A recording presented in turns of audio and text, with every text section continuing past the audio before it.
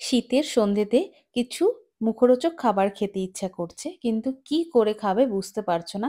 চলো, খুব সুন্দর একটা রেসিপি তোমাদের সাথে শেয়ার করব। এটা হচ্ছে স্প্যানিশ অমলেট, যেটার মধ্যে রয়েছে ডিম আর প্রচুর সবজি, যেটা ভীষণ হেলদি একটা খাবার। তো দেখো, আমি দুটো হাঁসের ডিম ফেটিয়ে নিয়েছিলাম একটু গোলমরিচ আর নুন দিয়ে, আর তাওয়ার মধ্যে একটু তেল দিয়ে পুরো তাওয়ার ভেতরে কিন্তু ডিমটা ছড়িয়ে দিয়েছি। আর জালটা কম করে ভালো করে ভেজে নেব, যেহেতু উল্টে দিতে পারবো না, এটার ভেতরে যেহেতু একটা পুর যাবে। চলো, পুরটা কিভাবে তৈরি করেছি সেটা একটু বলে দিই, ভিডিওটা রয়েছে, পরে যদি পারি দেব। তো আমি প্রেসার কুকারে দুটো আলু, একটা টমেটো, কিছু মটরশুঁটি আর অর্ধেক গাজর নিয়ে সিদ্ধ করে নিয়েছি।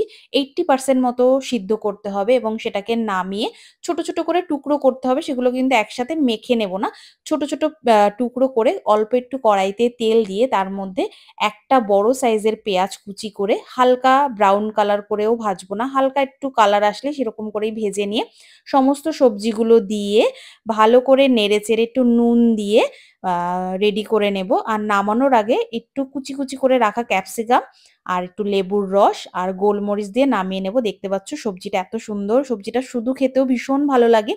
আর এরকম তো স্প্যানিশ অমলেট করলে তো কোনো কথাই নেই।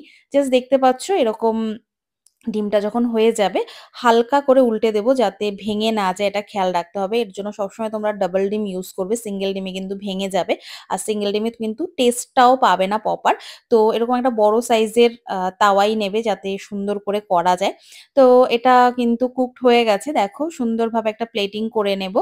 আর এর ওপরে ছড়িয়ে দেব একটু লেবুর রস, খুব অল্প করে করে লেবুর রস, আর দেব একটু গোলমরিচের গুঁড়ো দিয়ে সুন্দরভাবে কিন্তু তৈরি হয়ে গেল আমার স্প্যানিশ অমলেট। বাচ্চাদের জন্য তো প্রথমেই বললাম এটা ভীষণই হেলদি একটা খাবার, যেহেতু এতগুলো শীতের সবজি রয়েছে, তোমরা চাইলে আরো কিছু সবজি এর সাথে ইনক্লুড করতে পারো। অ্যান্ড দেখো কতটা ডিলিশিয়াস দেখতে লাগছে, খেতেও কিন্তু ভীষণই টেস্টি।